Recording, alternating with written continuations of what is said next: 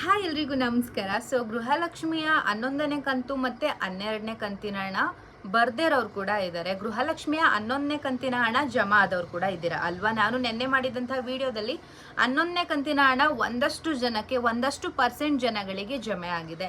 So ನಿಮ್ಗೇನಾದ್ರೂ ಬಂದಿಲ್ಲ ಅಂತಂದ್ರೆ within 2 days ಅಷ್ಟರಲ್ಲಿ ನಿಮ್ಮ ಖಾತೆಗೆ ಬಂದು ಹಣ ಬೀಳುತ್ತೆ ಅಂತ ಹೇಳಿದ್ದೆ. ಸೊ ಇದ್ರ ಬಗ್ಗೆ ಮಾಹಿತಿ ತುಂಬಾ ಜನ ಕೇಳ್ತಾ ಇದ್ದೀರಾ. ನಮಗೆ 11ನೇ ಕಂತಿನ ಹಣನೂ ಬಂದಿಲ್ಲ, 12ನೇ ಕಂತಿನ ಹಣನೂ ಬಂದಿಲ್ಲ. ಸದ್ಯಕ್ಕೆ 11ನೇ ಕಂತಿನ ಹಣನಾದ್ರೂ ಬರಲಿ, 2,000 ರೂಪಾಯಿ ಬಂದರೆ ಎಷ್ಟೋ ಅನುಕೂಲ ಆಗುತ್ತೆ. ನಮ್ಗೆ ಯಾಕೆ ಬಂದಿಲ್ಲ? ಸೊ ನಾಳೆ 14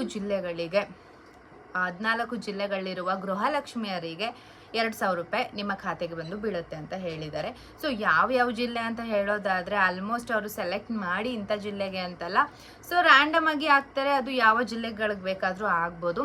ಏನಕ್ಕಪ್ಪ ಅಂತಂದರೆ ಮೈಸೂರಿನಲ್ಲಿ ಕೂಡ ಎಷ್ಟೋ ಸಾವಿರ ಜನಕ್ಕೆ ಗೃಹಲಕ್ಷ್ಮಿ ಹಣ 2,000 ರೂಪಾಯಿ ಅವ್ರ ಅಕೌಂಟ್ಗೆ ಹೋಗಿದೆ.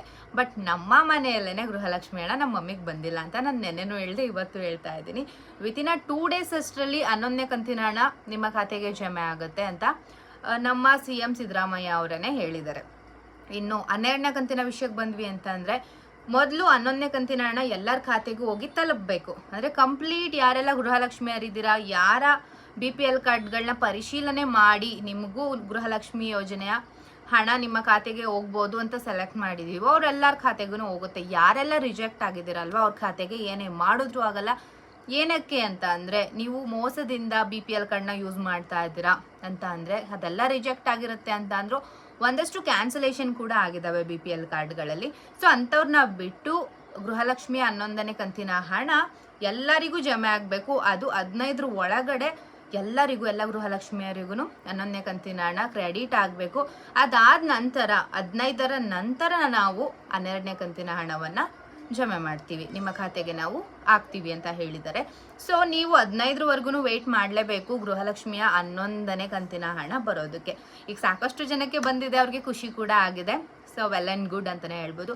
ಯಾರಿಗೆಲ್ಲ ಹಣ ಬಂದಿಲ್ಲ ಅಲ್ವಾ, ಅವರು 15ನೇ ತಾರೀಕು ಗಂಟ ವೆಯ್ಟ್ ಮಾಡಿ 11ನೇ ಕಂತಿನ ಹಣ ನಿಮ್ಮ ಖಾತೆಗೆ ಬಂದು ಬೀಳುತ್ತೆ. ಇನ್ನು 12ನೇ ಕಂತಿನ ಹಣ 15ರ ನಂತರ ಅವರು ಹೆಚ್ಚಿನ ಅಪ್ಡೇಟ್ಸ್ಗಳನ್ನ ಕೊಡ್ತಾರೆ, ಆವಾಗ ನಾನು ತಿಳಿಸ್ತಾ ಹೋಗ್ತೀನಿ.